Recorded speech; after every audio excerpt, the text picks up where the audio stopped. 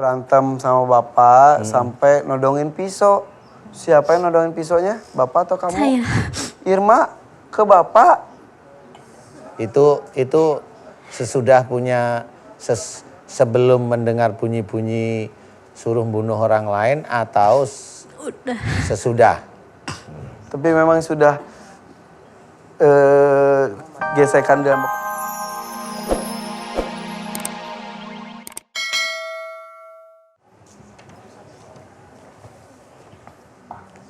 Astagfirullahaladzim. Istighfar, Bu. Ya. Ustaz tadi Ustaz menyebutkan pocong. Iya. Kenapa Ustaz? Kenapa Ustaz? Emang yang ada di dalam tubuhnya pocong? Iya. Iya. Makanya gitu-gitu. Iya, gini-gini.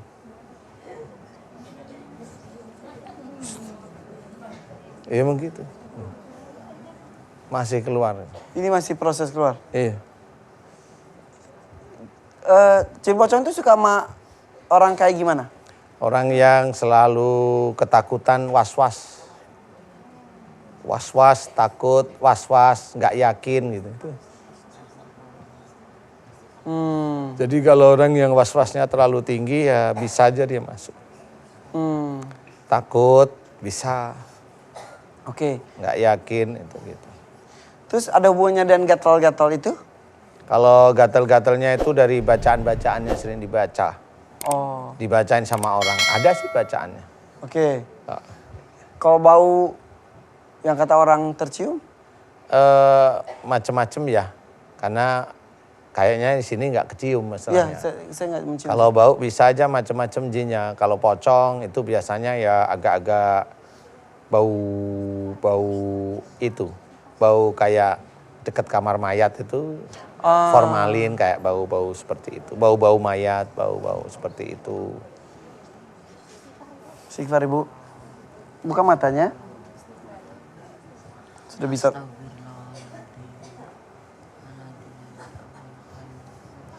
Yuk. Teman.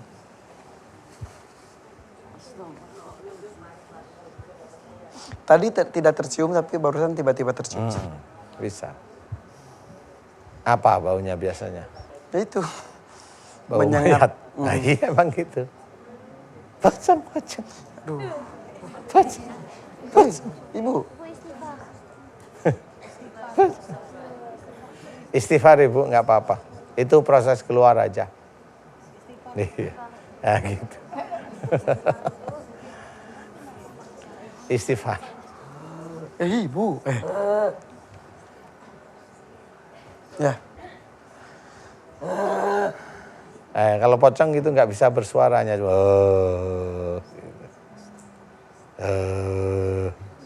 Istighfar. Istighfar. Astagfirullahaladzim. Ya.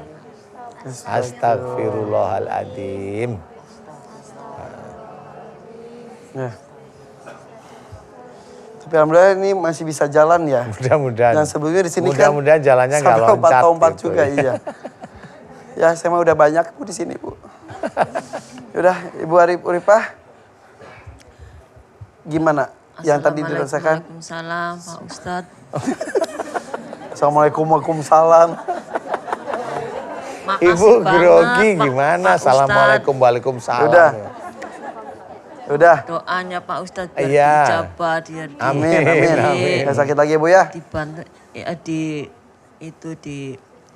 apa sih? Ya udah. Bu udah nggak konsen. Ya dikabulkan. Dikabulkan oleh Allah. Amin. Serta seluruh majelis-majelis taklim di sini minta maaf saya di sini. Kok nggak usah minta maaf, emang di sini tempatnya sama juga. Pak Ustadz juga. Ya. Maafin nggak Bu katanya? Maafin. Kalau nggak dimaafin nanti disamperin ke rumah. Makasih banyak. Oh minta maaf. Makasih banyak. Maaf. Masa mau silaturahmi jangan. Iya. Nanti malam ya Bu. Ya sudah. Terus makasih juga sama Sama-sama Bu ya. Sehat terus sama buat anaknya. Ini anak yang bungsu laki-laki perempuan yang di rumah. Semua laki-laki. Ah ini kenal sama Rahma. Ya. Rahma, monggo Iya. antar calon mertua. Waalaikumsalam. Warahmatullahi wabarakatuh. Sama-sama. Sami. Assalamualaikum. Waalaikumsalam. Iya. Si ibu takut. Ya Allah. Tapi ciri-cirinya emang gitu ya. Jadi tadi saya membayangkan ya kayak gitu ya. Iya. Emang begitu. Pocong tuh nggak bisa gerak-gerak gini-gini aja tangannya. Gini. Gak ada. Iya. Jadi itu ada ya? Emang ada. Emang ada. Emang ada. Ya udah tuh katanya buat orang yang suka was-was berlebihan. Ada spesiasi yang mendekati, yang suka marah-marah, ada yang mendekati. Yang jaim, terlalu ke jaim ya ada. Ada sama. juga? Ada. Lah kalau jadi mendingan apa adanya aja udah santai aja gitu. Biasa kita kerjakan semuanya karena Allah Ta'ala, itu nggak ada yang mendekati. Oke. Jadi jangan jaim, biasa aja. Ya udah. Dikasih pinter, merasa bodoh. Dikasih bodoh, tetap lebih bodoh lagi. Jangan merasa pinter. Jangan merasa pinter. Ya udah deh. Assalamualaikum warahmatullahi wabarakatuh. Assalamualaikum warahmatullahi wabarakatuh. Siapa namanya? Kenapa sih Lau? Ya saya sensitif mata yang sebelah kiri kena cahaya sama kena dingin itu. Kalau kena cahaya dan dingin, Ya saya nggak kuat. sensitif ya. gitu. Selalu dari dulu. Ya baru ada 5 tahun kali. 5 tahun ini. Ya Jadi silau gitu. selalu saya nggak kuat. Kalau cahaya, Cahaya sama kalau kena dingin, dingin juga gitu. dimeremin aja tuh Bu. Susah juga ya.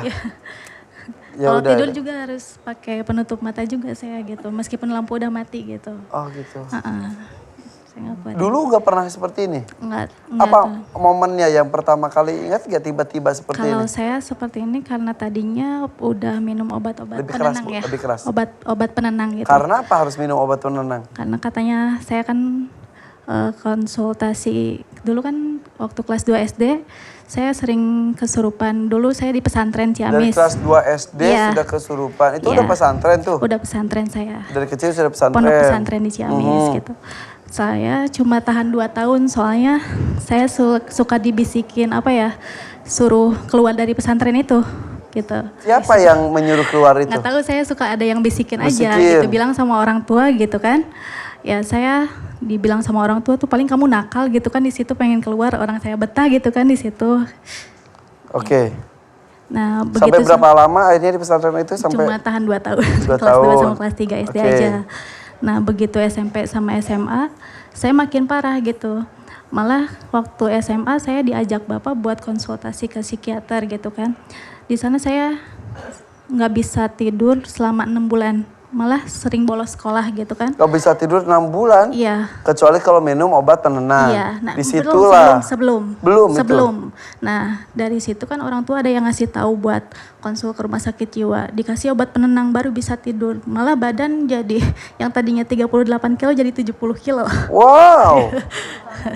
Enak tidurnya ya. Iya.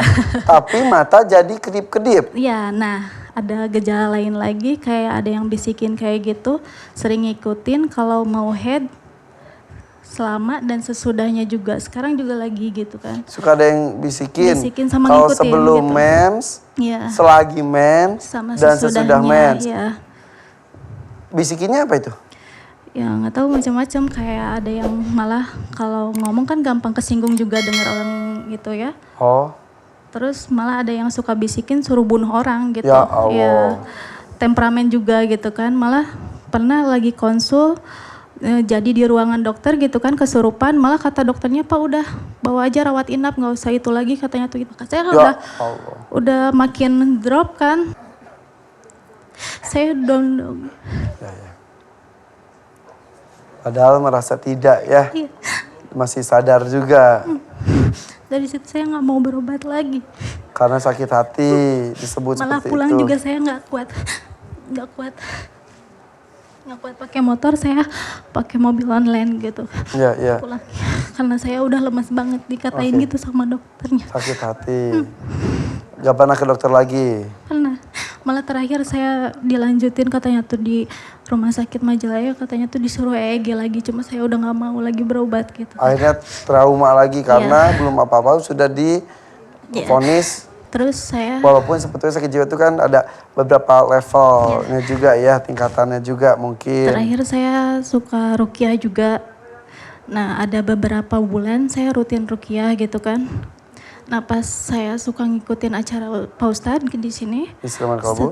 setiap saya mengaminkan doanya, kalau ada yang sama kayak saya penyakitnya kayak gini, saya suka bereaksi juga gitu.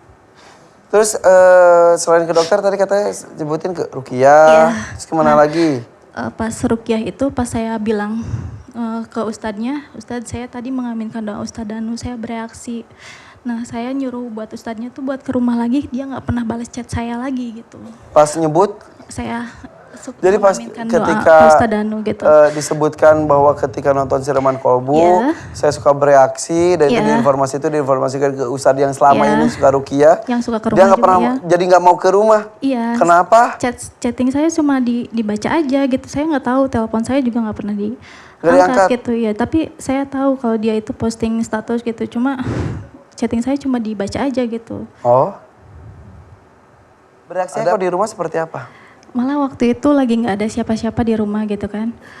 Saya lagi mengaminkan, tiba-tiba kayak orang stroke gitu kan. Ini langsung apa sih? Bengok. Bengok, terus tangan kram meringkel gini. Meringkel. Kan pagi-pagi belum sarapan apa-apa gitu kan. Begitu saya pengen muntah kan nggak ada yang keluar. Saya coba minum air putih, baru dimuntahin, alhamdulillah udah nggak apa-apa gitu. Iya. Udah normal lagi gitu. Ya udah. Berarti sekarang minta ke Ya, Ustadz saya Danu. minta doa dari Pak Ustadz Danu, bantuan juga mudah-mudahan. Iya, Mbak siapa? Irma. Mbak Irma. Ya. Saya mau tanya, di antara ibu sama ayah yang paling nggak disukain siapa? Oleh Mbak Irma. Saya dekat sama Sering mama. jengkel sama salah satu orang tua. Iya. Sama siapa? Ya kalau waktu kecil kan dekatnya sama bapak. Sekarang justru dekatnya sama ibu gitu. Kenapa nggak deket sama bapak? Sering kalau ada salah paham gitu kan. Sering berantem, Iya. sering jengkel, marah disimpan, marah disimpan. Ada faktor marah, kenapa kok bisa ada faktor marah yang disimpan pada bapak? Dulu kalau dekat sama cowok gitu kan mungkin karena saya kayak gini, jadi kalau misalkan mau dekat malah mau cari jodoh gitu kan dulu sebelum menikah, bapak kan selektif banget gitu, takutnya nggak ada yang nerimain saya kayak gini gitu kan, makanya tiap saya dekat sama cowok ya pasti bapak agak judes gitu kan. Oke. Bapak sama ibu ikut? Ada. Dua-duanya? Ada. Boleh deh dua-duanya maju ke depan, ibu, bapak. Coba nih. Sini ibu, sini bapak. Malah dulu sempat berantem sama bapak sampai nodongin pisau. Sampai apa? Sempat berantem. Berantem sama bapak sampai nodongin pisau. Siapa yang nodongin pisaunya? Bapak atau kamu? Saya. Irma ke bapak. Itu sesudah punya sebelum mendengar bunyi-bunyi suruh bunuh orang lain atau Udah. sesudah? Tapi memang sudah gesekan dengan bapak sudah terjadi terus puncaknya sampai nodongin pisau. Iya. Siapa yang nyuruh kamu nodongin pisau ke bapak? Atau apa? Malah sebelum nodongin pisau ke bapak, kalau marah saya juga ngambil pisau buat bunuh diri saya sendiri. Ya Allah, Irma.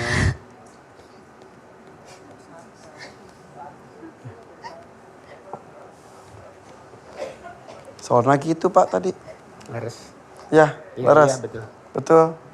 Iya. Bapak dulu dekat sekali ya sama Irma waktu kecil. Iya, dekat. Kenapa sekarang katanya jauh? Wah, sekarang juga nggak begitu jauh.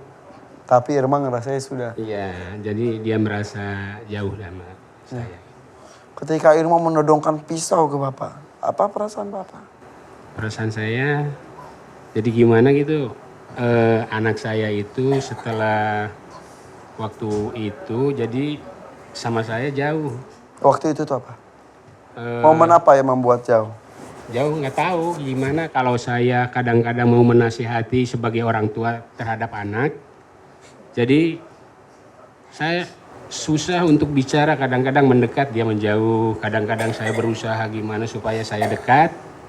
kadang-kadang apalagi kalau mau ngomong, kamu mau ngap juga dia udah jadi merasa gimana gitu. Ya, tadi kata Neng Irma, Bapak terlalu selektif ketika cariin jodoh buat Irma. Ya, katanya takut dengan kondisi Irma sekarang, betul nggak? Oh, kalau masalah itu saya istilahnya kan keadaan anak saya begitu. Begitu tuh gimana, Pak? Istilahnya kadang-kadang sering pingsan. Jadi seolah-olah saya menyeleksi laki-laki yang mengerti keadaannya gitu. Demi Jadi, kebaikan demi Irma kebaikan juga. Irma juga gitu. Gitu. Jadi seolah-olah harus laki-laki yang tahu keadaan dia gitu. Jadi saya tidak sembarangan melihat orang. Jadi istilahnya mengadakan pendekatan nih. Karena sayangnya seorang bapak kepada anak. Iya. Khawatir. Suaminya nggak terima dengan kondisi seperti itu ya. Iya begitu. Sekarang jadi. sudah menikah berapa tahun anaknya, Pak? Baru 8 bulan. 8 bulan. Alhamdulillah. Suami ikut. Iya. Lagi sakit. Lagi sakit di rumah. Tapi suami sudah menerima apa adanya. Iya. Iya. Irma, So. Ya Pak. maafin Bapak ya, selama itu Bapak bukan berarti Bapak tidak setuju, tapi Bapak istilahnya mengetes calon suamimu sampai di mana kesetiaanmu, apakah dia itu sungguh-sungguh atau hanya sekedar cinta semata gitu. Gitu katanya. Ya Bapak, walaupun tidak minta maaf, Tidak minta maaf, sudah maafin ya Pak. sudah memaafin lah.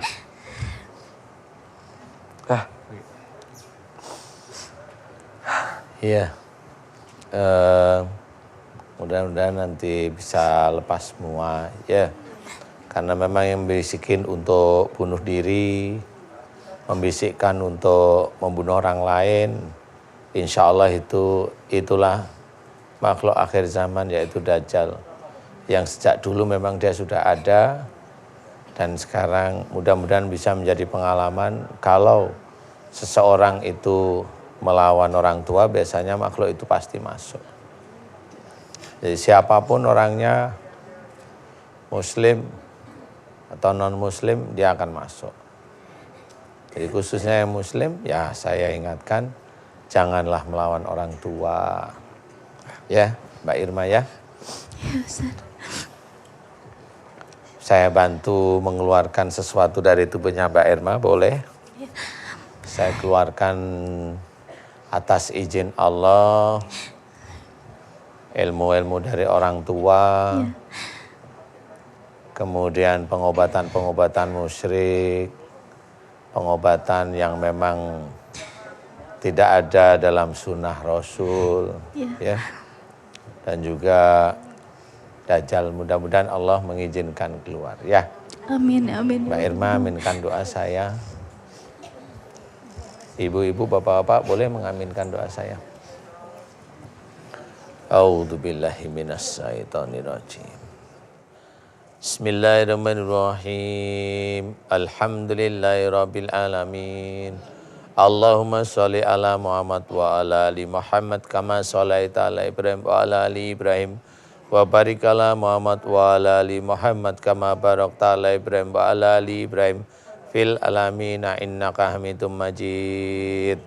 Ashhadu an la ilaha illallah wa asyhadu anna Muhammadar Rasulullah. Ya Allah, iyyaka na'budu wa iyyaka nasta'in. Ya Allah, telah datang kepadaku saudaraku yang bernama Mbak Irma, ya Allah. Memohon kepadamu, ya Allah, agar sakit yang selama ini dialami Mbak Irma, dimohonkan kepadamu agar Engkau berikan kesembuhan, ya Allah. Amin.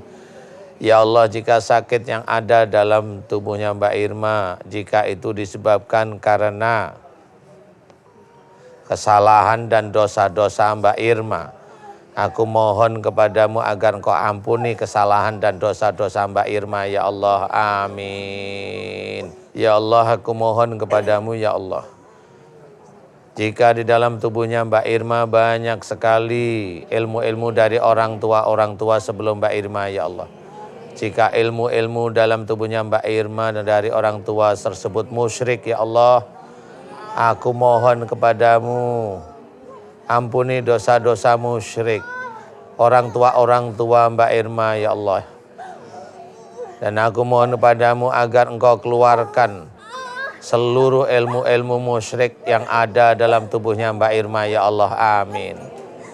Ya Allah, aku mohon kepadamu ya Allah.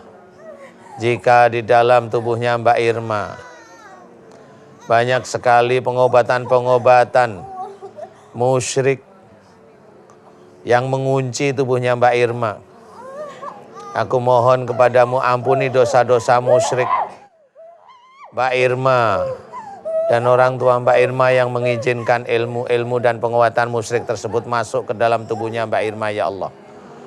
Aku mohon kepadamu ya Allah agar engkau keluarkan seluruh ilmu musyrik dan pengobatan musyrik yang ada dalam tubuhnya Mbak Irma ya Allah. Amin. Keluarkan seluruh ilmu-ilmu musyrik dan pengobatan-pengobatan musyrik yang ada dalam tubuhnya Mbak Irma ya Allah. Amin. Ya Allah, aku mohon kepadamu ya Allah, jika di dalam tubuhnya Mbak Irma banyak sekali amalan-amalan tidak sesuai dengan syariat Islam, tidak sesuai dengan sunnah Rasulullah Muhammad sallallahu alaihi wasallam, aku mohon kepadamu agar amalan-amalan tidak sesuai dengan syariat Islam dan juga sunnah Rasulullah Muhammad sallallahu alaihi wasallam, aku mohon agar engkau keluarkan seluruh amalan-amalan yang tidak sesuai dengan syariat Islam yang ada dalam tubuh Mbak Irma ya Allah. Keluarkanlah dari tubuh Mbak Irma ya Allah. Amin, amin ya rabbal alamin. Ya Allah, jika dengan kemarahan pada ayahnya, kejengkelan Mbak Irma pada ayahnya, masuklah dajjal pada tubuhnya Mbak Irma ya Allah, yang menguasai otaknya Mbak Irma, yang menguasai jantung dan hatinya Mbak Irma, yang menguasai seluruh jin dalam tubuhnya Mbak Irma ya Allah. Aku mohon kepadamu ya Allah agar engkau balas dajjal-dajjal dalam tubuh Mbak Irma tersebut sesuai dengan apa yang dia lakukan pada Mbak Irma ya Allah. Amin, amin ya rabbal alamin. Subhanallah walhamdulillah wa la ilaha illallah wallahu akbar. Wala haula wala quwata illa billahil alil adim. Subhanallah walhamdulillah wa la ilaha illallah wallahu akbar. Wala haula wala quwata illa billahil alil adim. Subhanallah walhamdulillah wa la ilaha illallah wallahu akbar. Wala haula wala quwata illa billahil alil adim. Subhanallah walhamdulillah wa la ilaha illallah wallahu akbar. Wala haula wala quwata illa billahil alil adim. Kun fayakun. Alhamdulillah.